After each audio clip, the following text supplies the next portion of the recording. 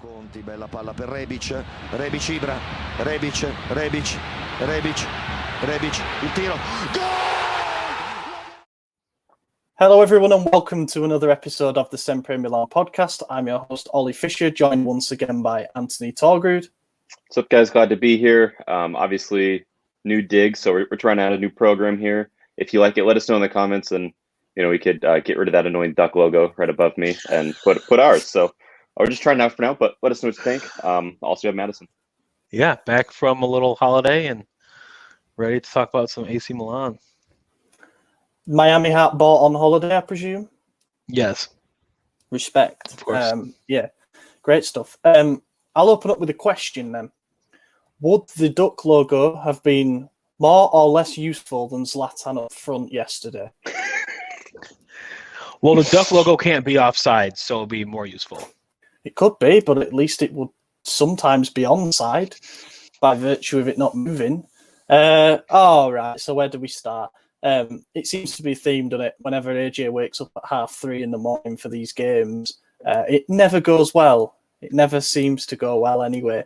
I predicted a 2-0 win. I'm never really confident going into games, but I predicted a 2-0 win. I think we all predicted a win last week against a Samp side that are fighting for nothing. They've been either 10th or 11th since the 12th game of the season.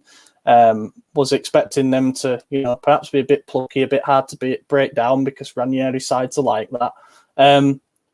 Damn, we just suck at home, don't we? Like, we were really struggling. We now have 15 less points at home than we do away from home. Or 14, sorry, I think it is after yesterday's draw. But that is the biggest difference in Europe's top 5 leagues in terms of points. We haven't won a home game in the league in our last 4. And in all comps, it's 7 straight without a win at home. So I don't know why the only team that's intimidated by the San Siro is Milan, apparently.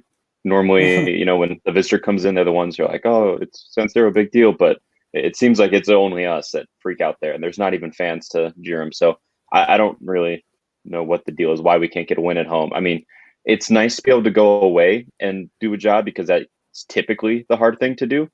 But we should be able to do the job on both ends. I don't know what's going on. Yeah, I was expecting a little more energy from the team, given the fact that some of the players had 10-day rest.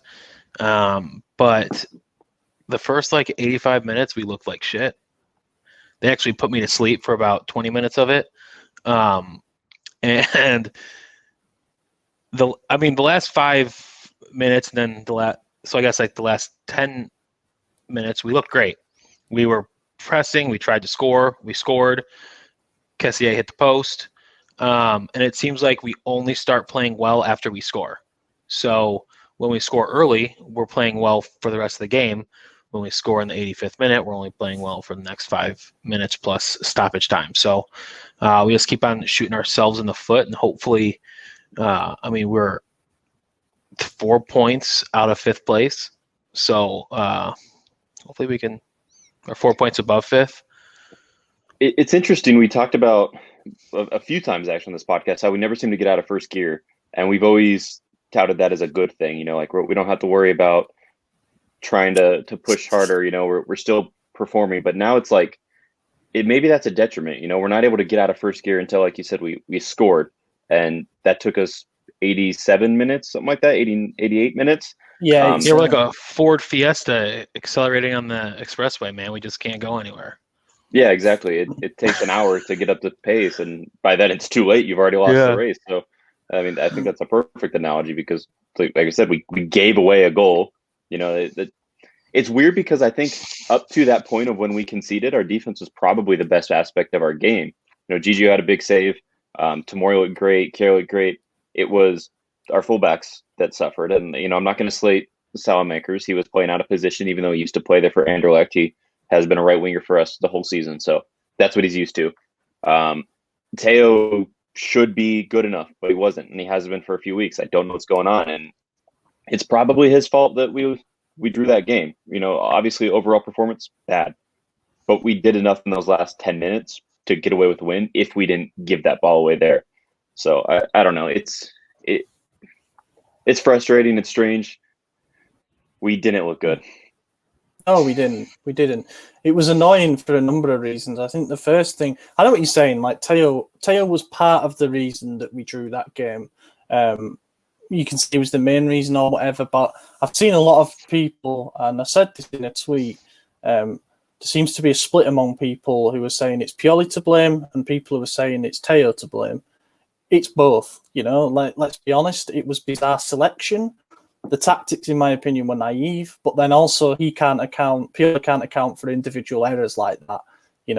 This is supposedly one of the top fullbacks in the league, and he's just passed the ball straight to one of the most storied centre forwards in the league, and he gives him an easy-ish chance to make it 1-0. It was bad. Like, lack of intensity, I think, is perhaps sometimes justifiable, or rather targeted energy.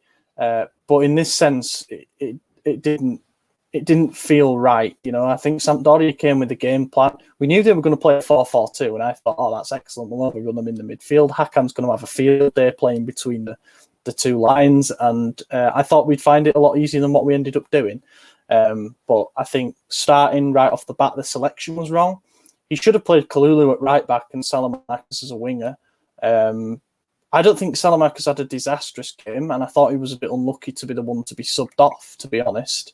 But at the same time, by playing two more attacking presences on the right side, Sampdoria's only threat was Damsgaard, and he plays on the left wing. So I didn't really get the thinking behind that, to be honest. And I understand why he didn't play Dalot, because Dalot played 90 minutes 3 times during the international break at the under-21 Euros. So fair enough, he had to rest up.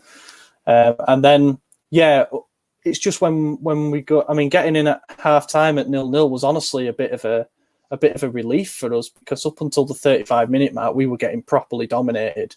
Thorsby had that header from the Candreva free kick that Gigio managed to strong hand away. That was actually a good save.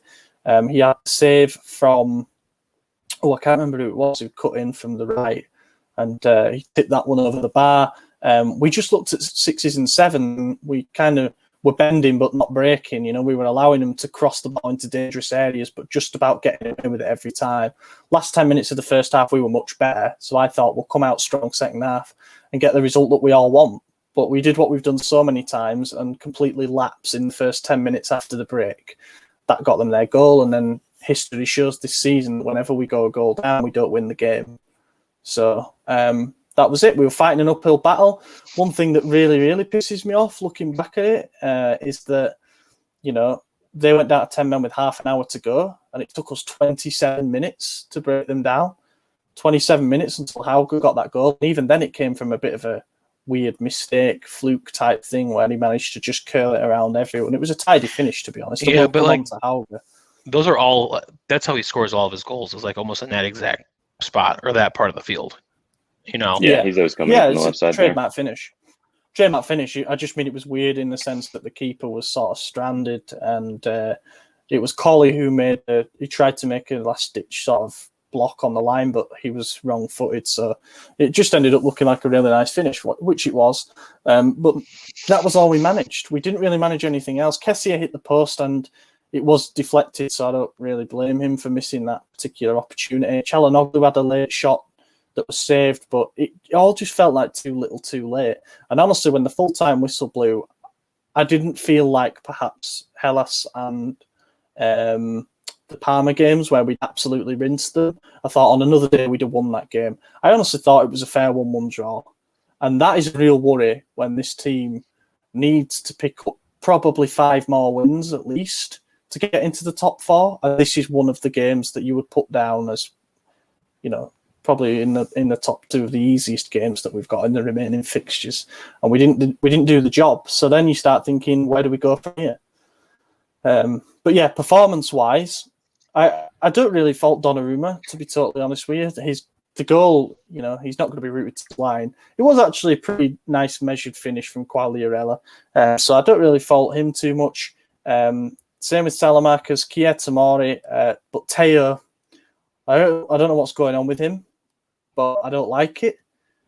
He seems a shadow of the player that he was for us when he was banging form. He seems to still want to get forward, but now every time he makes those darting runs, he never, ever makes the right decision. And then you add that in with the lapses in concentration. and he's become a bit of a liability, really, and that's difficult. Yeah, Gigio didn't do anything wrong in conceding that. In fact, I think he had a good game overall. He made some big saves in the first half as well. Like you said, you're not going to be rooted to your line always, especially when you're pushing forward like that.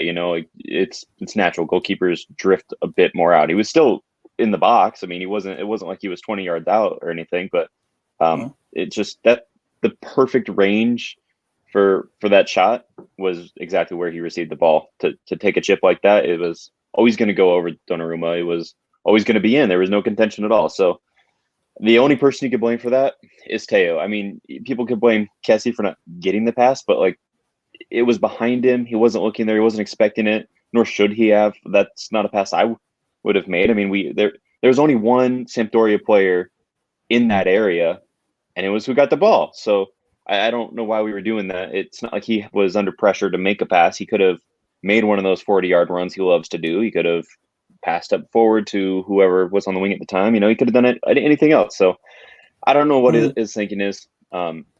Lately, he's been making the wrong decision just about every single chance he gets. So I don't know what's going on there, but someone needs to sit him down and talk to him like, look, no one on this team is irreplaceable, including you, and you got to step up, get back to what you were doing, or you're going to lose your spot. Even if that was not a better player, like he's not making those passes, he's not making those mistakes. He's actually conceded goals good games at left back.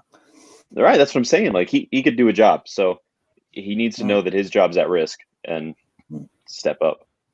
Yeah. I was looking at the goal. I've done a tactical analysis of the game on the website, so go and check that out. It's on the match section.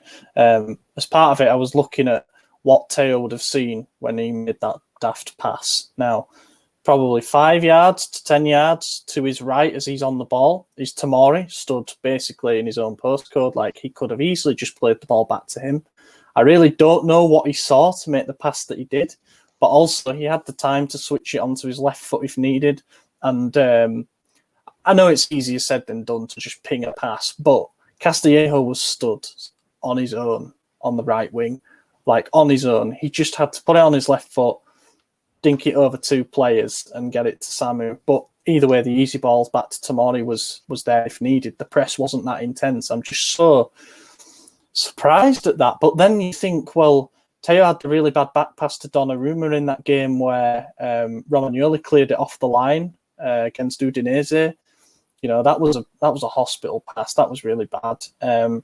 He's had some bad individual games, some bad errors, and those do need rectifying. I wonder how much he's playing into his head with, like, he keeps getting snubbed by France, and I think that's really pissing him off.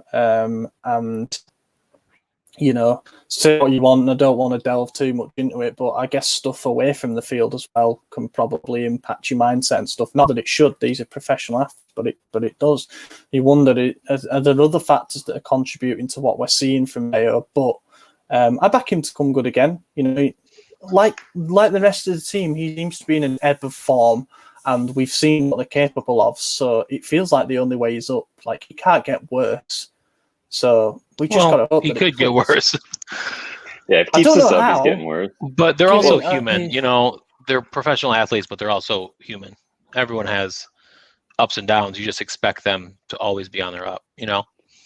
Yeah, but if he wants to get called up to the national team, like if that's holding him down, you got to show a little bit more. If you want to be on the national team squad, especially one like France who just won the World Cup, you got to do better. You got to do a lot better, especially with a coach who's made it clear he doesn't like you. So maybe that's holding him down, but like use that as motivation. Don't let it hurt your club performance where you're actually good. So I don't know. It confuses me. I don't get it. No, I think he will come good. The talent's obviously there. I feel like so much of it, and it shouldn't be like this, but we just look a better team when Theo and Rebic start down the left. You can say what you want about Rebic's performances this season, but he did have a good spell. It isn't even really about that. The chemistry that Theo and Rebic have on the left side is so important. They just understand each other so well in terms of 1-2s, in terms of one of them making the running behind at the right time.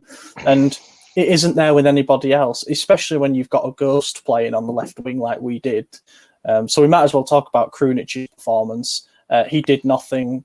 That's about it. End of discussion. Don't see what he was thinking. Let's say Rebic isn't fit enough to start the game, which I think was the case. He'd just come back from a hip problem. Probably didn't want to re-aggravate it. He might have been 30 minutes fit. Hauge, what's he got to do to get a start? What has he got to do to get a start? I don't know what is going on with him. I think we put something out there that at the end of the season they're going to meet with his representatives and see what his future looks like. So I don't know if maybe he's just immature during training, or he's not, during training he's not showing what he can really do, and they're not the player that he thought that he was. But I feel like his goal to minutes ratio has got to be great.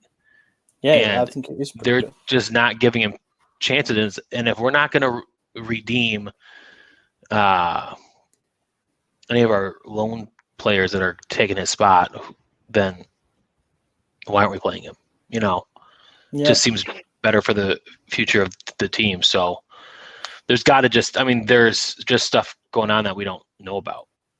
I think a lot of it's just needing rest. He played that full Norwegian season before coming to us anyway. So, and now he's got I think this was his 400th minute in the league since joining us. And he's had a decent amount of minutes. They're just rarely are they, in large chunks of the game. But I don't know. He's obviously doing better than Krunich. He scored the goal. I still would have started Rebic. I think it's weird that we even appealed the suspension if we weren't going to start him.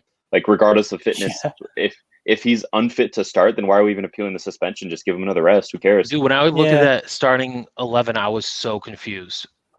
Yeah, extremely. And I thought maybe it was because I woke up at 3:20 in the morning and I was like, I'm just reading this wrong.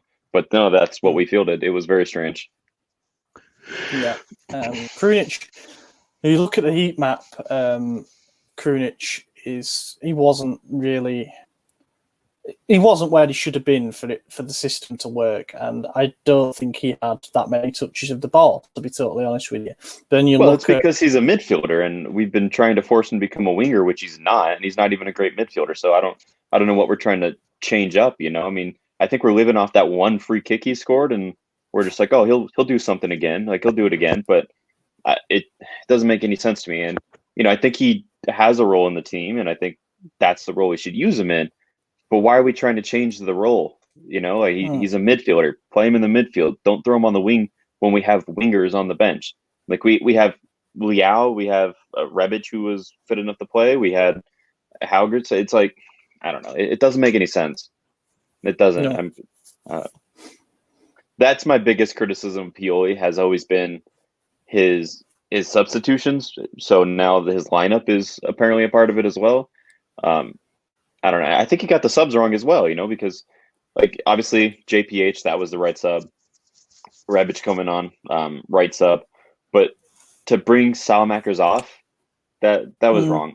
I would have brought Castillejo off for Kalulu and moved Salamakers up, and then just brought in the other two for Çalhanoğlu and Krunich. That's what I would have done. I think Tonali was the right call for Benacer. Giving Benacer the start was wise. See what he could do. Obviously, he's not back to 100%, so Tonali takes over. I get that. But yeah, that's my main criticism. I feel like he gets the substitutions wrong pretty often now.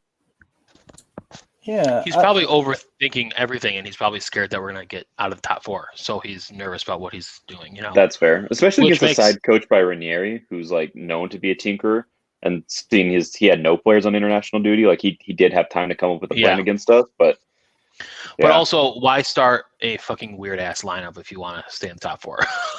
Right. Stick to what's been working. We're obviously at a pivotal point. We're struggling. Why are we going to change it? Just fix what needs to work. That could also be why Ibra was offside so much, was because the players who were giving him the ball were passing it late. On my shirt. It was bad. Ibra's heat map was basically the exact same as Çalhanoğlu's and Rebic's, which implies that they were not Rebic, Krunich, which implies they were all just occupying that same space, just left of centre around the edge of the 18-yard box. That ain't going to work. We need touches in the box. We need touches in dangerous areas. The stat for touches in dangerous areas, I presume, means in the final third, but Ibra had 6 during the full game, and Rebic came off the bench and had 7. So it just shows he was getting into much better areas. We essentially played 2 up front when he came on, and I thought that worked really well. It's good to know that that is something we can do. But again, you got to remember the last 30 minutes, we played against 10 men. Yes, we had more of the ball. We created more chances. But yeah, and I thought I know what you said about Sampdoria not having any players on international duty, but they actually did. They had quite a few on international duty. I thought that would. I just took a guess. It's a fair point, but I think they had double figures, and I thought that fatigue would play into it in that way, and that our depth would show on the bench because we had Rebic to bring on, we had Hauge, we had Tonali, we had all these players to bring on, and I thought that would be important, and it was. When Tonali and Rebic came on, it was an injection that we needed, but also you'd hope it would be against 10 men. You know, we should have been dominating them when it was 11v11, but we weren't, and then it took us 27 minutes to score against 10 men. So I'm pretty worried about the way this thing is sliding, to be totally honest with you. I mean, we've got 2, maybe 3 winnable games coming up in a row now, but then you just think, I can't see beyond the next game, and just like, please win this, otherwise we are. I get the 10-man argument, but at the same time, it's like, look who came off. Adrian Silva in the midfield. Yeah, that's an important position, but they have a 4-man back line. They're playing a 4-4-2, so that it's not like they didn't have numbers to beat us still. You know, they had plenty of people, and you see the argument is like, you know, Chelsea had a red card early on and conceded 5 to West Brom. Like, that's really bad, and it was Thiago Silva, defender, but they subbed on another defender, you know, and they took off an attacker. So it's not like, I don't know, it's not like your defense gets that much weaker when you lose that player, because the substitution makes up for it. No, but if we want to challenge for the title, then it should hurt them that much. You know, I mean, yeah, we should be have pushing had regardless. So much more space. We should have done more when they had 11-man, let alone. So 10. I have a question for you guys. Given Ibra's second half of the season form, would you re-sign him next season, or do you think he's been hurting us more and he's been helping us? I think I would have him, but I would seriously consider, and now this sounds daft because he scored 15 goals in 16 league games. That's pretty good still. That's a good return, you know. For sure. He has scored important goals. Did a lot of it in the first half of the season, as we know. I personally think he's a little bit afraid of his own body now. I think although going away on international duty suggests otherwise, I think he knows now that his body has its limitations, and hopefully that forces him to adapt a little bit. I would give him a year. I wouldn't do it at the same salary because I think it sets a dangerous precedent then. You know, and I would potentially say to him, there's going to be games where you're not going to start and you're going to have to be okay with that. You know, he probably does start all the important games because he's a goal scorer, he's a winner, he imparts a certain mentality. He drags the team with him more often than not. But if we are going to bring in a centre-forward in the summer, you would think that it would be a good name, and they're not going to be happy just sitting on the bench at the start of every game. So you might just have to rotate it a bit and see how it goes. If it was like a Vlahovic or something, that would be perfect because he's really similar to Zlatan. So our system won't have to change much, but we've got, you know, a young guy learning from his idol, literally his idol, but also someone who can provide Ibra with a chance to manage his workload a bit more. So the short heard that idol talk a lot, yes. though. I've heard a lot of people being like, "Oh, Zlatan's my idol." Like Leao said that too, and he hasn't improved shit. So it's like, I don't know. I don't know how much that really matters. Leao was playing well at the beginning of the season, but then something also changed. Yeah, maybe they all got tired of Zlatan yelling at them when he's not producing either. I don't know. Just a thought. I mean, the dude's just, I feel like in every game he's just been offsides, you know, and it's not just this week. And it's because, I think like Oliver said, he's trying to learn how to play without injuring himself, and he's trying to limit how much he's moving on the field. Mm-hmm. And you don't want your striker limiting how much they're moving on the field. Well, and that's why, you know, Ollie mentioned this a few weeks back, and I've agreed with it, and I think that's the way to go forward. But 3-5-2 or something else, or I don't know, just 2 strikers up top. Like, I think that's what we got to do. Who do you play as a second striker? Well, that's what the market's for over the think if you summer. play- If we're going to get another person, we're going to renew him, which it sounds like we are. Yeah, but we can't finish. I don't think we can finish in the top 4 this year, having Ibra be offsides that much. Well, then have Leao up top with him, Hakan in the hole, and do a 3-man behind that with Benacer, Tonali, Kessié, and then the normal back line, back 4. Well, and then, I think and then you get rid of Castillo too. That's almost like solving 2 problems. So who knows? I'm just saying, if we don't finish in the top 4, my predictions at the beginning of the season were correct. I think if we don't finish in the top 4, Pioli loses his job. I think that's where we're at now, because 1,000%. it will have constituted. If we miss out on a top 4, it will mean we've had a really bad second half of the season. And everybody who said, "Look what he did when he took over at Inter and how it all fell apart," will have been right. And it's hard to come back from that. But that's probably a discussion for down the line. Purely the stabilizer, like he makes these teams stable, and that's what he did. He stabilized us from this mess that we had under Giampaolo, and we found a system that worked for us, and we stuck to it. The problem is he doesn't adapt. This is the system that works. This is what we're doing, and as the season goes on, people figure out how to do it. Like you said, we got figured out by multiple teams that are in the same formation. And now other teams that run different ones are able to adapt to that, and they're figuring us out. And that's why we've had such an abysmal second half of the season so far, is because people know what we're doing and we're not changing it. Yeah, Giampaolo fucked up this team in only 6 games. I think he had 7, but yeah. 7 games. 111 days. 111 days he managed to do it. It was the friendly that we drew 0-0, the last friendly against Cesena, I think, before the season, and everyone was like, hang on, we're just passing to Suso and getting him to shoot. This is going to work. And yeah, we realised then that we... Would you take Suso back if it meant getting rid of Castillejo? No. Probably not. Well, I wouldn't be the what maddest, you mean, like swap one for the other? Yeah, just a straight swap.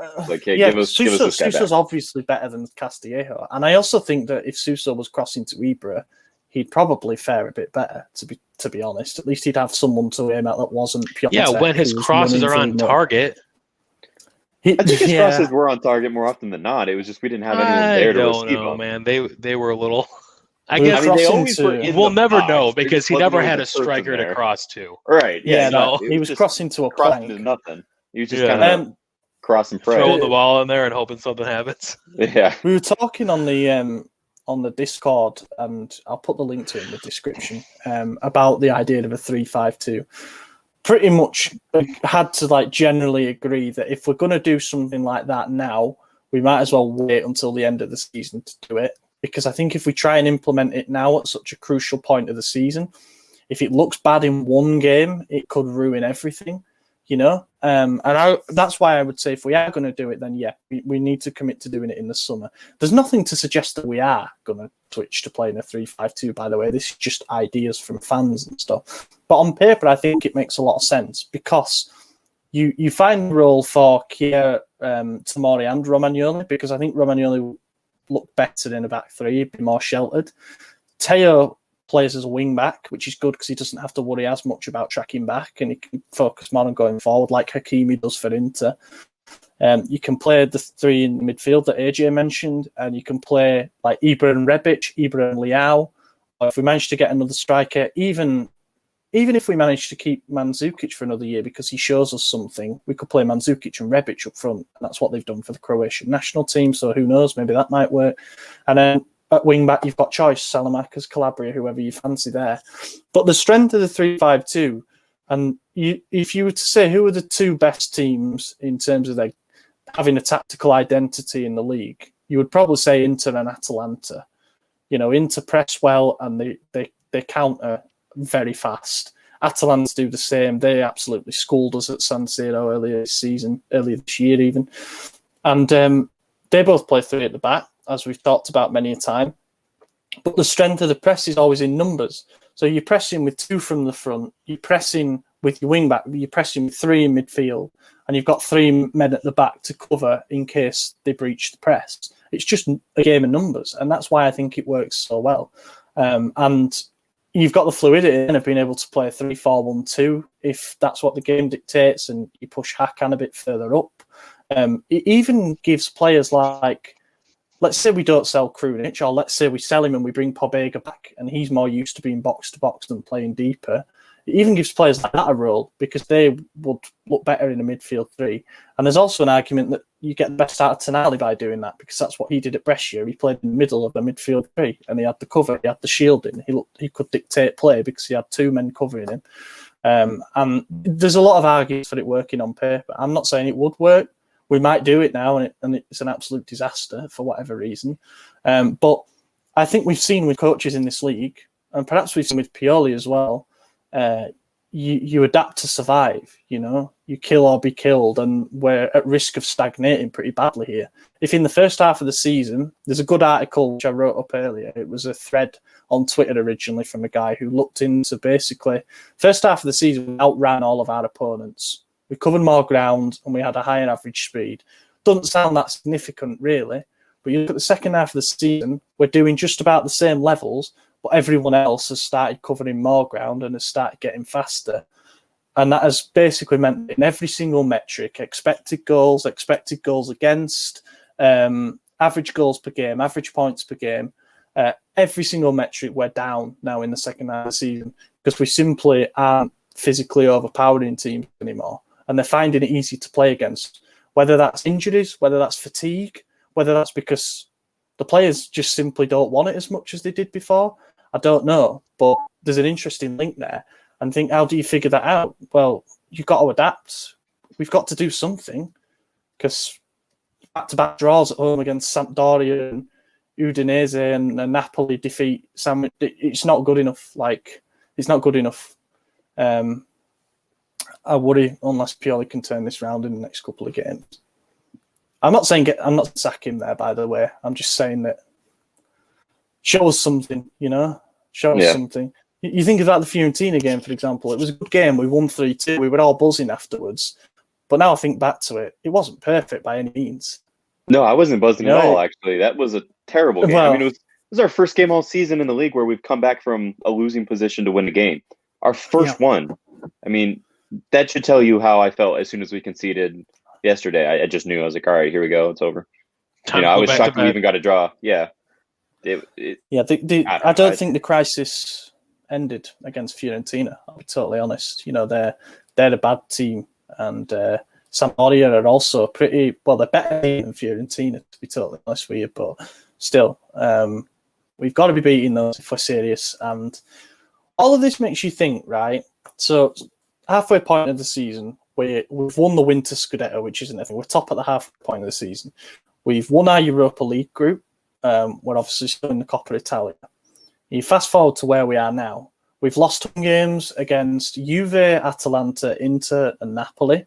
Drawn against Udinese and Sampdoria. We lost a game against Spezia away that was absolutely awful. We got dumped out of the Europa League in the round of 32 stage. 16. No, round of 16 stage. And we got beat in the Coppa Italia by Inter. So what was a really, really exciting season for us, because of a combination of things, is now going to turn into quite a forgettable one. And that's like a pretty painful note. Blame what you want, but you can see why so many fans now are just sort of saying, get this over with. But then I wonder what happened. I wonder what happens if we get in. Let's say we squeak in fourth, or we finish third, or we finish second. If we don't end the season with any momentum whatsoever, it's going to be a tough sell then over the summer. There's not going to. Yeah, we'll be excited that we've got the Champions League back, but none of us will expect to do anything in it. No, but do you almost think that no matter what, Pioli's job is going to be in question? Yeah, but I don't think you could fire the coach that gets you back to Champions League after like a 7-year absence or whatever it's been. I think you can. I mean, sure. I sure you can. But you do it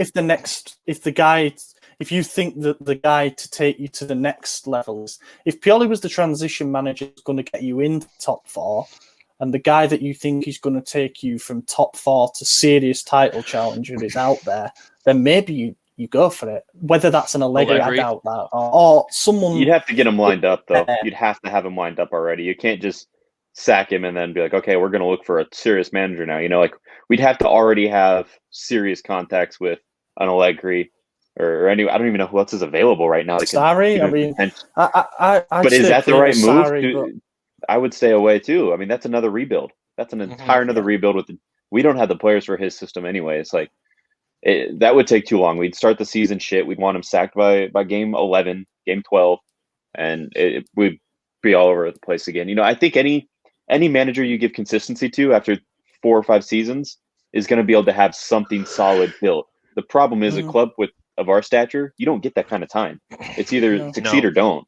And that hurts us in the long run when we don't succeed, because then we restart. But I mean, that's the only way to find consistency. Is you look at Tottenham under Pochettino.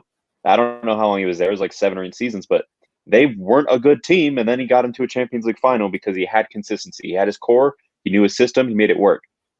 Obviously, he's gone now, but you look at Mourinho. Yeah, Klopp's another example. Klopp's a good example. He finished shit with them, and then all of a sudden he did. And now it's frustrating. We don't have Van Dijk. That's more injury crisis than anything.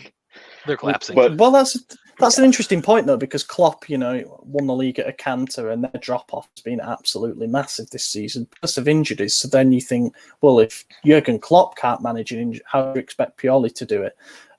I think the manager, I do think the mould of manager that Elliott would look for, because let's face it, it ain't just a Paolo Maldini decision, but the manager that I think they look for to succeed Pioli, because that will become a thing at some point. He ain't going to be around forever. Would have been someone like Marco Rose, who's actually going to Dortmund from Mönchengladbach, but like a young manager who plays exciting, progressive football. Is good, developing young players, has Champions League experience. He got through that group with Inter this season, and they played some really good stuff. Obviously, he's going to, but I'm just saying, someone of that kind of mould is probably the guy they're going to see right for the project. But who knows? Like maybe Pioli, maybe Pioli gets us into the top 4, and then he's judged on his results in the Champions League next season, and he manages to channel some kind of spirit, reverses the voodoo spell that Lukaku's put on us, and actually do quite well and randomly go deep into the competition. I don't know, there's a lot of intangibles at play, but... there's a manager out there named Jesse Marsh. Yeah, you keep mentioning him, coaches Red Bull Salzburg. He's an exciting young coach, and he's an American. Imagine America taking us to the glory. Red Bull Salzburg. I don't even want to be on Twitter if we get an American manager. I'll be excited, but jeez. I would like Nagelsmann, but I don't think that's happening. No. But this is the mold. Like, if we're going to try and play a high intensity, people say, why didn't we just get Ranić then? But I think it was the right decision not to blow everything up, and we had things going so well. But will there become a point this summer where people say, do you know what, now's the time to go all in rather than just try and shithouse our way through another season where we're not really changing? I don't know if this management team wants to go all in, though. They're trying to do it financially smart, and going all in is not financially smart. I mean, yes and no. Like, you got to take the gamble sometimes, like the prize money for glory is obviously going to be more beneficial than just skating by, and if we get top 4, it's like this summer window is so important, especially if FFP restrictions are kind of taken back a bit. Like, we got to make a statement, and I don't know if 40-year-old Zlatan's the guy to do it. Ollie was saying prior to this, Duncan Castle or whomever was saying we might be in for Aguero. I think it's horseshit, to be honest, but if we are, like, that's a move. That's a statement. I think he wants to stay in the Premier League. He probably goes to Chelsea, but that's besides the point. We got to make a move like that, and we got to reinforce, because we're not going to continue what we built if we don't improve on it. The same squad next season, we're finishing 7th if we don't make any changes. I think it also will show when these players, if we make Champions League, are going to start asking for more money, like Kessié. He wants more than our salary cap that we put in place. And are we going to pay it? Yeah, for sure. Are we going to pay it? Or are we going to be like, sorry, man, this is the most we can offer you. Go find more money elsewhere. No, we better fucking pay it, because if you want to compete in Champions League, you can't pay your players €3 million a season. Right. Yeah. You can Or- go to or any whatever other the cap Champions League is. club and get, double that. So why would you Easily. go to Milan? Yeah, I I'm said right there that- with you. We've talked about it so many times, like developing these young players on low wages, but what happens when they become that world-class player you're hoping they become? You take the gamble, now you got to pay for it. So it's a double-edged sword. Either you go all in, invest in the big names like we did with Zlatan, get instant success like we had, or you get the young kids and hope to develop them over a few years and you take the backseat a little bit. But like, what's more valuable to you? Winning a trophy right away, getting that prize money with the big names, selling more jerseys, whatever. Your marketability is huge. You look at the impact Zlatan's had in North America for Milan becoming the most popular team or whatever that survey said. Like, that wouldn't have happened if we went with Ranić and got some fucking bum from Celtic who might be potential. Like, it's just not how it works. So you got to go for the names. That's the only way we're going to improve. The thing about the wage bill, and there was a good feature on Milan News about it. A high wage bill isn't necessarily, or a higher wage bill isn't necessarily a bad thing. Now, there's been a massive emphasis placed on lowering our wage bill. The reason for that is because we were paying 50 million out of the 150 million to players on shit contracts who were offering nothing to us. And we managed to get it down, and we've done a fantastic job of that. So now you look down our wage bill and you think, yeah, there's some good contracts there. We're not really overpaying anybody. And there's enough room to make some exceptions to keep the really big names. But then, as we said, as AJ touched on, the thing with Elliot's project is what happens when it works? What happens when those players become really good players and they start demanding the money of being a really good player and one of the best in the league in their position? Either we pay it or we lose them. And there's going to come a point where we know how serious and ambitious Elliot are.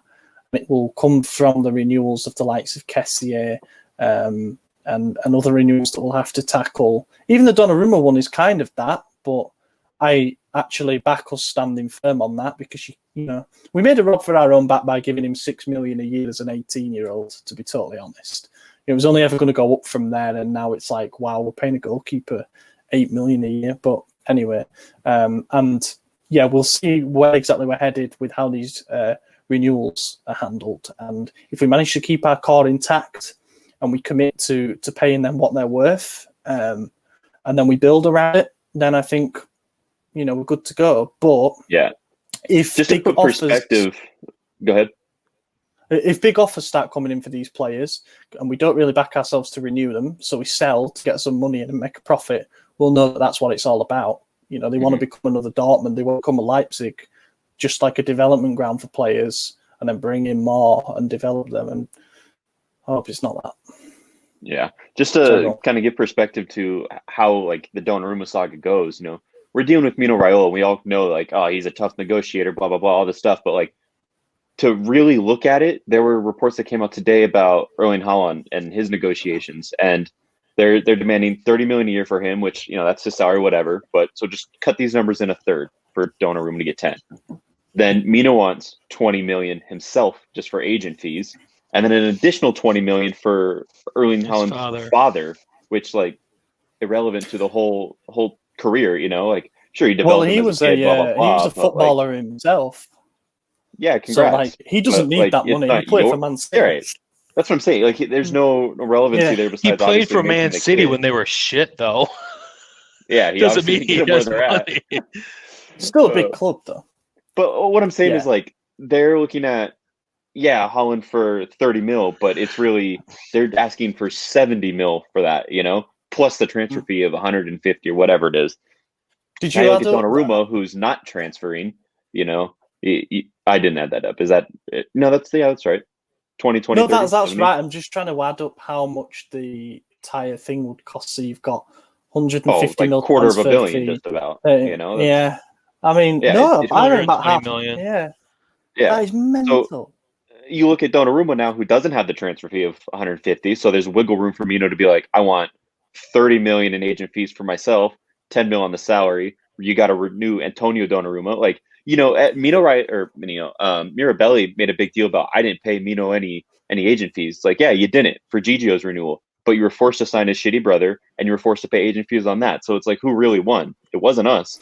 So, and also you're forced to give Gigio $6 million a year as an 18-year-old. and that has Yeah. shafted us a bit. That really has. I mean, luckily shafted he's us. still performed. You give me $6 million as an 18-year-old. By 19, I'm a bum. You know, I'm spending my money and I'm gone. Like, Yeah. I'm out. So How I many mean, luckily players he's that still that's played been? well. That's been the case with a lot of players as well. Let's be honest. So Yeah, all that yeah, China money. Very few players have gone to China, made their 40 million, and then just like left. You know, it almost looks weird when those players go to Chelsea and go to China and try hard. Like Oscar went there and absolutely ripped it up, and Yeah. everyone looked at him like, "What are you doing? Why are you trying? You know, why don't you just get your money?" Paulinho. And then I mean, he got a loan to Barca. Yeah, he did. Yeah, God, that was mad. Yeah, but then players have gone there look at like Hulk. What has he Yeah. done since? Nothing. They're just getting a little chunky, you know. Arnautovic left West Ham when he was in his prime, and I thought he was a good player. Went to China and just didn't even really try. Obviously, El Shaarawy went out there and desperately wanted to come back. So it doesn't always work for players to go out there and chase. Oscar went out there as well. Yeah. Wonder what he's doing. Right. Parma preview. We've got another Saturday game, but thankfully this time it's Saturday evening in Italian time. It'll still be morning for you, I would imagine. This should be a bit easier than Sampdoria. And I say that apprehensively because Parma are fighting for their lives, but they have been utter dog shit this season. Parma. Yeah, but and I didn't expect reverse go. We didn't win the reverse fixture. That's true. Yeah, that was a damaging one, but they had a bad start to the season. They won one out of the first 8 games, and they haven't really recovered since then. I didn't see it coming because last season they came up and stabilised and had a good finish, and I didn't think they'd regress as much as this. But yeah, they're struggling. They've been in the bottom 3 now since the 16th round of the season. They've got a negative 28 goal difference. They've won 3 out of 29 games all season. And one of those was against Roma, actually, 3 games ago. So God bless them for that. But yeah, they are struggling. They brought back De Versa, the manager, and even he hasn't really been able to turn this around. They drew 2-2 with Benevento in the last game. They could have really done with winning that game. And before that, they lost at home to Genoa, and that was pretty damaging. The bottom line is it is a game that on paper Milan should win, but the way things have been going recently, it probably isn't going to be an easy one. However, I actually prefer the fact that we're away from home for this one. You know, I think it'd be quite easy for them to say, we'll take a point, come set up men behind the ball, but because they're at home, because they need the points, they're going to have to come at us, and that might play into our hands a bit. So I am going to predict a win, and I'm going to predict a 2-1 win. But I'm scared. I'm just laughing because at the beginning of the season, we're like, we're going to win.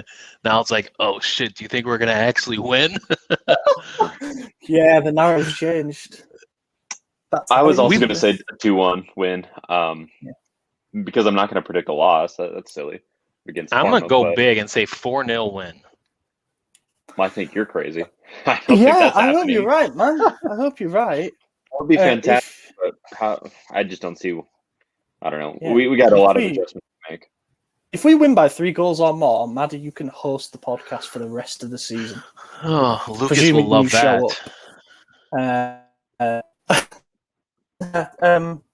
It'd just be nice to win because we've got this thing now where we basically play only on weekends. So we should be able to rest up and get players back. You know, hopefully Leao won't be far away.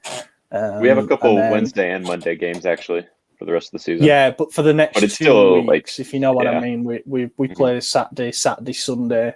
So we've got a nice gap between the games to recover some players, and hopefully things are looking better and brighter. We have 3 midweek games left of the season. The rest are on a Saturday or Sunday. Do you know? I think we were better when we were playing every midweek because we never lost. I think we were as well. And other teams were knackered, and we were finding a way to outrun them. As that thing mentioned earlier, the study showed that we were outrunning literally every opponent we had, and now until our levels team have got stayed injured. the same. Yeah, our levels have stayed the same, but actually other teams are now running more, and we haven't been able to cope with it. Questions? So from Sagar, we talked about this a bit, but there's been a couple of new links. If we're signing a right winger and a striker in the summer, realistic targets, who would you want? I guess Orsolini is kind of the name right now for right wing. If Talbin's not happening anymore, Orsolini is the next best, I suppose. Kind of touched on it earlier. I don't think we should go for a wing. I think we should adapt to a 2-striker formation, sack off the wings, get rid of them, because if Castillejo's the level that we're getting, like, it's not even worth having a winger. We're already playing down a man when he's on the pitch anyway, so might as well find a position that he doesn't fit, or formation doesn't fit. Where would you put Leao? Second striker. See, I would sign Aguero on a free, and then Belotti. So we have them two, who are both going to score goals. Yeah. But Belotti can cover for Aguero when he's injured, because Aguero is like Zlatan. Yeah. He's old and he's made of glass. Yeah, he is. So I would definitely pick up Belotti if Torino get relegated, because then he's going for 10 million max. And at that point it's like, even I can't deny that's a good deal. So I would do it if they been get a proven goal scorer the last 4 or 5 years, I feel like. So there's no wrong going. He has Belotti, despite Torino having some shit teams in that stretch, has scored double figures goals in the league for 6 seasons in a row now. Every season since he's been in Serie A. He's probably scored more goals himself than AC Milan has in the past 6 seasons. There was one season, the season that Cairo apparently wanted 100. That's good.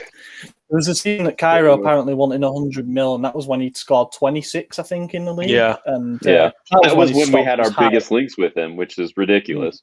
That's when we wanted him. We started throwing counterparts over him as part of this deal. Like, you want... I can't remember who we offered. Niang. We were going to do like 50 mil plus Niang, and people were saying, right, so that's 40 mil then. That's free time, man. Where is Niang playing now? He's in France. Yeah, I think he plays for Stade Rennais. Apparently he's still pretty shit. Striker, I'm convinced. I want us to get Vlahovic. I think it's time that we make a statement. We go out and get who I think is going to be, and other people think this, you'd have to take my own informed opinion, but he's going to be the next big thing in Serie A, to score 13 goals. That's what he has so far. For a struggling side like Fiorentina, he's big, he's physical, he fits the system, or he can fit other systems as well. Prandelli's come in and play a 3 at the back, so if we switch to that, he'd find a role there. I just really like him, and I think it's something that needs to be addressed with a long-term signing. And I don't necessarily think that, for example, bringing in an Aguero, while he would be great because he's a proven goal scorer, etc., you're bringing in another player on a big money contract that has no resale value at all, and it becomes getting back to the old traps that we got into, that got us into a mess in the first place. So I think follow the philosophy, sign players that are young, that are exciting, that we can develop, that fit our system that we want to play with moving forward. I don't think you can go wrong. So I like Vlahovic, and I still like the link with Icone as a right winger. I think we need someone who has pace and power, and he's having a really good season for Lille. I know there is one guy who really disagrees with that.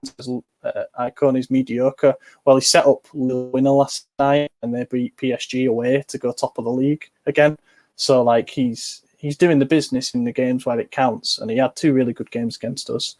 So I'd go with him. Next question. Christian Espinoza, we kind of talked about this. Should we change our formation? My answer is not now. Don't think now unless something goes drastically wrong. But we should consider it in the summer. I think you want to do it before it goes drastically wrong, because when it goes drastically wrong, it's already too late. Yeah, I agree with that. I don't think there's any... Yeah, I don't think there should be a spot in modern football for one set formation. You should be able to adapt and change your formation for whatever team you're facing. Every team's going to have their intricacies, and you have to be able to adapt to those. So I think we should have a whole list of formations that we could use and use properly to counter whichever opponent we're going up against. Each team's got their own thing. I don't know why we have to stick to one and just hope it works. The counter argument to that and I throw back to the Atalanta home game. We picked our starting 11 based on Atalanta and how they play, and it backfired massively because we played Mate as an attacking midfielder to give us more physicality in midfield. And it was, and I said after that, and a few of us said, we should have just picked a team on our strengths and tried to beat them at our game rather than overthinking it like Pioli did. Like, that's one of the things that you got massively wrong. If you're thinking about, oh, what's our opponent going to play like next week? We need to change formation to adapt to Genoa. And it's like, no, we should probably be. He didn't change formation for that game. He changed personnel, and that's different. You know, if you're going to stick to the same formation, what he's trying to do. Yeah, sure. But if you're going to stick to the same formation, then you stick to the players that are best for that. But if you're going to adapt to the other team, the players in the same formation to match that team. I think those are two different things. But I get what you're saying. I don't know. Like, I would never choose Mate as an attacking midfielder, but I wouldn't have chosen him as an option for the team at all. So yeah, that's just true. I think there's also a manager can be judged on their flexibility based on how they make changes during the game as well. Like if the manager reads something's going wrong, like in the Atalanta game, we were getting absolutely pasted in the first half. To be able to just at the click of fingers just switch to a different system, something that's going to give us more outlets, allow us to just stabilise the game a bit. That's big. Instead, we just kept sleepwalking into this inevitable defeat, and that was when you realised maybe we're not as flexible as we thought we were. Yeah. Even when you can identify the problem on the pitch, like if you could tell they're always attacking down this side with this move and this player, not every manager is going to be able to find a way to stop that. So that's a big thing we got to find when we're looking for a new manager as well. Is like, can you identify the problem and adapt, and not just a lot of them were like, oh, this is what's going wrong, I couldn't figure it out. It's like, well, that's the issue. So change that. Yeah. Next question from ARD. Is Calabria our most important player? Our record without him has been abysmal, and yet he is often overlooked. Also, has it been a mistake not to play Hauge more? So, a two-part question. I don't think Calabria is. Yeah, let Maddie go first. I actually said to you guys this week that he is an underrated player, and while we're all putting Donnarumma up on the pedestal and trying to re-sign him to become a club legend, Calabria is going to become the club legend over Donnarumma. I disagree. You heard it here first in the SempreMilan podcast. They both do. Yeah, but Maddie really did, and there wasn't even conversation going on in the chat, and I just get this thing that says Calabria is going to be a legend. And I was like, okay, sounds good, bro. I think I had a few too many that night. I think it was when I was in Florida, but yeah. No, but Calabria definitely is underrated. I think he had a poor season last year, and he's kind of grown into his own now, and he's been around long enough. So my only issue with that is homegrown talents are all capital gains when you sell them. So I don't look at homegrown players as full careers anymore. It's rare that you see that. Obviously we're seeing it with Gigio and Messi's never left Barca, but it's rare that you get that Maldini player to where they're going to stay at the same club their whole career in today's game. Now it's you got to worry about FFP. You can't do anything else. So if there's an opportunity to sell that homegrown player for large amounts and get as much profit as you possibly can, clubs take it nowadays, and that's why we don't see it as much. So do I think Calabria will stay forever and become a legend? Probably not, unless he doesn't perform as well as he should. I think if he overachieves, I kind of disagree, because Milan is one of those clubs that has club legends. West Ham doesn't have club legends. No, well, yeah, they fair. might. I just don't know about him because club legend. I mean, yeah, not for the right nobody reasons. knows because nobody wants him. Yeah, right. So I think it depends on the team. Barca is still going to have players who come up through the academy, retire there, and are going to become legends. Real Madrid might. They just buy whoever the F they want. We are as well. We are going to have players who come up through the academy and who are going to stay until they retire, because that's our grain work as a team. That's who we are. That's how we've been successful. You know, and go ahead. Calabria thing is an interesting one because Could he become a club legend? Yeah, absolutely. Obviously, he's come through the youth academy. He's got a number of appearances, and he's still only 24. And also, there's a bit of romance behind the story of he had a really bad year and he's bounced back with a really good year. It's like he never gave up, he kept fighting, all that stuff. First of all, there's always going to be a limit, as we keep saying with Donnarumma, there's always going to be a limit to how effective a right back can ever be. They're always scrutinised when they're bad, and when they're good, nobody really ever talks about fullbacks. That's just the way it is, unless you're Theo and you're chipping in with goals that people aren't expecting. Calabria is very scores those as well. He did have a scores great goal one against against Napoli a few Juve. years ago. Yeah, he scores stunners every once in a while. Roma as well, that 2-0 win. That was a nice one. Calabria, yeah, he's one of the most important players in the team. I'm not going to say he's the most important, but he's definitely up there.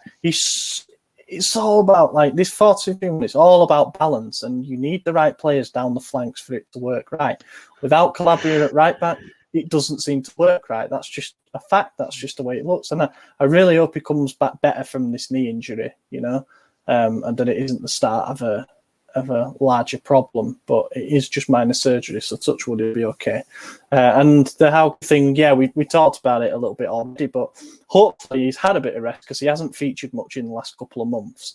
So maybe that was like his resting up period, and now we're going to see a bit more of him. That's my hope anyway, and the goal certainly won't have hurt his chances.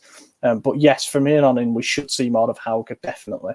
If Rebic or Leao isn't fit enough to start on the left against Parma and Krunich starts there, then I'll be really angry. Yeah, I was going to say, after Krunich's goal, Pioli gave him a lot of trust. So after Hauge's goal, he better get a lot of fucking trust. Yeah, that's a very good point. Yeah.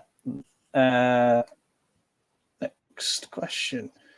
From Ulil, what's wrong with Milan in the final third, and how important is the number 10 role for Pioli's formation, and who should Hakan's deputy be? So there's three questions kind of rolled into one there. The number 10 role is important, definitely. A lot of our creativity goes through there. We saw when Hakan was on form that everything was going through him. He was getting goals, assists in batches, and without him on top form, everything just looks a bit more, you know, toothless. Like we don't have the threat anymore, especially without anything coming from out wide. So yeah, very important to the system. I would like us to sign.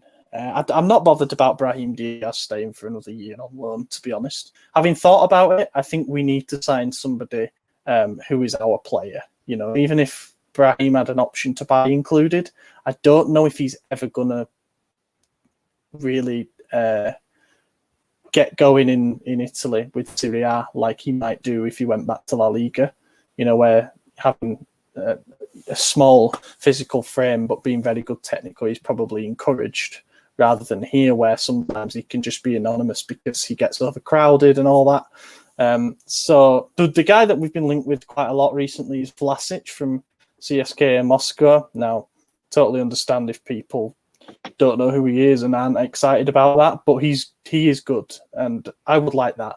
But the problem then is we'd have Ibrahimovic, Rebic, Mandzukic, Vlasic, Krunich, maybe Vlahovic. So we'd have plenty of itches to scratch.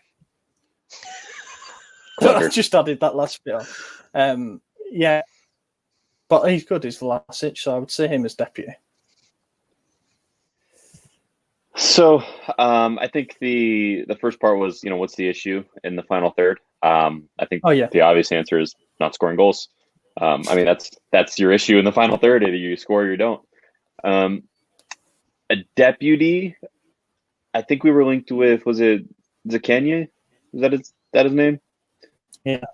Yeah, I think that would be a good shout. I like him. I think he's physical enough to do exactly what Ollie just said. So that would be a good shout there. And how important is the 10 role? I think it's one of the most important positions in the game, especially in a system like ours. You know, you don't have a 4-2-3-1 and not rely on a number 10. So, and if we switch to a 4-3-1-2, that number 10 is still extremely important. So that's the top position for me. Ask the question one more time. I completely missed it. How important? No, what's wrong with Milan in the final third? I think everyone's scared to say it, but it's Ibrahimovic. I don't know. I mean, You're bold. He's supposed to be the guy who's supposed to score all the goals. He scored 15 this season. In the first half, he did get us up the top of the table. But since then, he hasn't done anything, and now we're starting to fall down the table. Just wait, we're going to fall more. Oh, now he's sitting off sides, so he's still injured. True. It's almost like he isn't even on the field because he's not doing anything. Yeah. He did almost assist the winning goal on Saturday morning if Kessié did not hit the post, but he did, so no one's going to remember that. So the issue is Ibrahimovic and him being offsides and not really helping connect the play much. Hakan's role, how important is it, and who would you like to arrive as a deputy? To Hakan? I have no idea. Whoever you guys said. I don't know much outside of AC Milan. I'm not going to lie to I'm not going to start saying people's names. I hear he's trying to. Never mind. I'm not going to say it. What? No, that's not true. Jennifer Rodriguez. No, it's not true. A couple days later, Everton posted a picture of him during training and his pants all like hiked up, because they obviously heard the rumors as well, and they're like, "Nah, that's fantastic. He's still all here." Still got it. The final third thing as well. I noticed yesterday we were getting the ball on the edge of the box and just not shooting at all. It's like we were trying to walk the ball into the net. So I would say that we should probably shoot more when we have good opportunities to do so. Yeah, it's almost like we're looking for the perfect goal, Oh, and another thing yesterday that pissed me off, that was a 50-50. I'd say probably was actually a penalty on Ibra because he was getting to the ball first.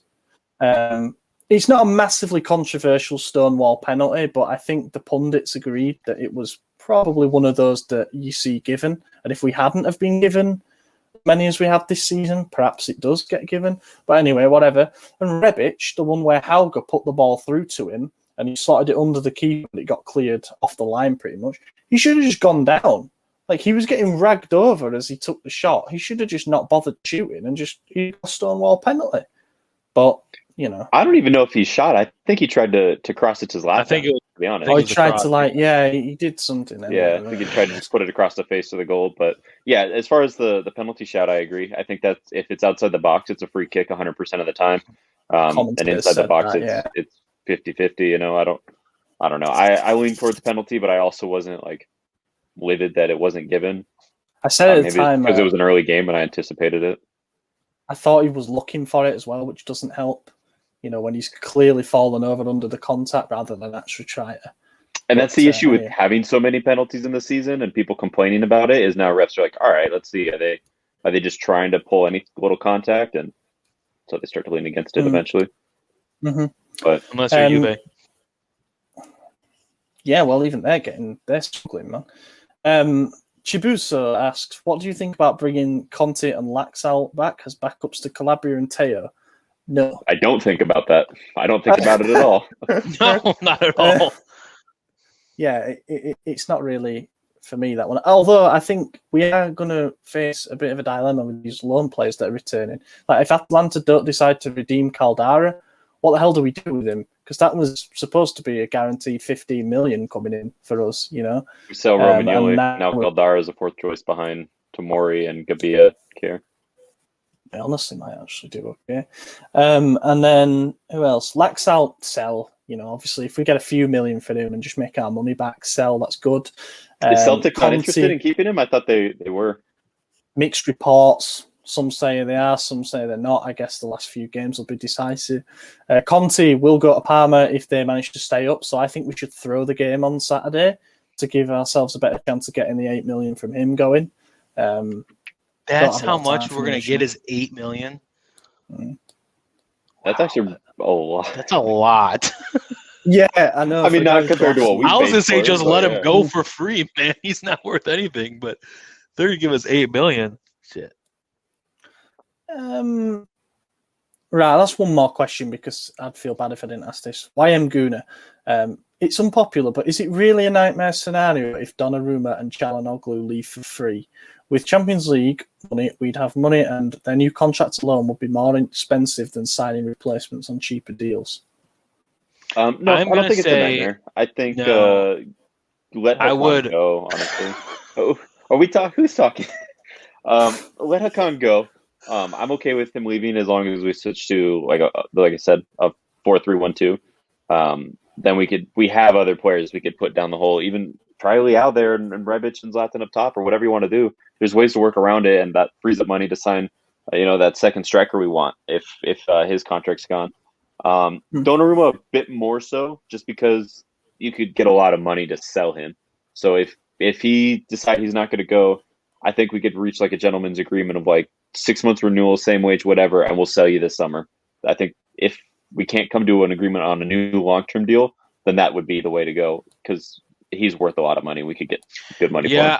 I would be upset if he left on a free, but I'm almost like re-sign him and then sell him, because he, at this point, he's got a big head, and either him or his agent think that he's bigger than the club, and no player is bigger than the club. Like, that's just the way it is, And if this is how renegotiations are going to go every 4 or 5 years, you can't hold the club up and be like, hey, this is what I want, and wait till the last minute. Like, no.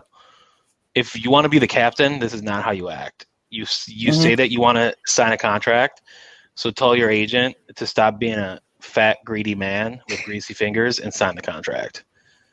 That's all. Yeah. Hakan can go for free. I don't really care about him. I like him, but think about you shouldn't let any player leave for free, in my opinion. But like, if he left, I'm not going to miss him. Mm-hmm. It's hard with Donnarumma. He has a huge value, so we need to find a way to renew him and sell him. Like, if that's it, if he didn't have a long term. The problem with selling him, though, like every big club that could afford him has a long term keeper. The only way a big club picks him up is if it's on a free, I think. Yeah, that's true. Yeah, and that's why we have the upper hand right now. And I think we just put something out this morning that we're going to offer him a 2-year deal at $7 million, right? Mm-hmm. Yeah, that's like we're renegotiating next season, though. That's fine though. Everyone's thinking a 2-year renewal means, we're definitely going to sell because he ain't going to be here long term. Not necessarily true. We might just see where we are in 12 months. If we've made the Champions League again, we'll have the money to offer that little bit more and finally get him. It's all about, like, I think Raiola actually is one of the few agents who gives a shit about the project that the young players that he has are involved in. He wants them to be in competitive teams to obviously drive up value. And that's always been his stance with Donnarumma. He's been waiting to see if we have a serious project or not. And if we've got another year of Champions League under our belts by then we might be in a stronger negotiating position second time around. But Raiola's no doubt looking at the chaos that's unfolding at Milan at the moment and thinking, I'm not sure about signing my client up for 5 more years of that. So the only team I would be upset if he went to is Juve and Inter. I guess but like if he leaves, he better go outside of Italy, not. I think he would. I think it would be PSG. I'm looking and thinking there ain't much of a market at the moment for a goalkeeper who's going to be paid that much. And obviously even PSG have Navas and stuff, but he's 35, I guess. Weeks go by and we don't seem to be getting any closer, but I'm sure that, there's going to be a moment where everything just kind of clicks and we know either way, and that's going to be a very interesting day. That's it then, lads. Thank you if you've made it this far. I realise we've done quite a long one this time. But we'll be back next week to recap the Parma game and preview whatever the game is after that. Sassuolo at home, I think. And I've been your host, Ollie Fisher. What? Said, fuck, we're going to lose that one. Sassuolo, yeah, no, they're a great side. I've been your host, Ollie Fisher. You can find me on Twitter, the handle at the bottom of the screen, or at Ollie Fisher if you're listening. And been joined by Anthony Talgrid. Yeah, it was a good one, a lot of fun. Let us know if you like this new format and if we should keep it or go back to the other one. We'll do what you want. You're in charge. So, find me on Twitter right there. I'm at Twitter45 if you're listening. Yeah. Every time before we record, Oliver goes, "Guys, it's gonna be a quick episode," and we're both like, "No, it's not. You're gonna start talking." And it was a good episode, though. You guys can go ahead and find me on Twitter at Madison, or it's right in front of my face, and I said it wrong. Edward _ Toth. There we go. Yeah, you can tell it's been a long one. Yeah, thank you very much for listening, everybody, and we'll catch you in a week's time. Andrea Conti, bella palla per Rebic, Rebic, il tiro, gol!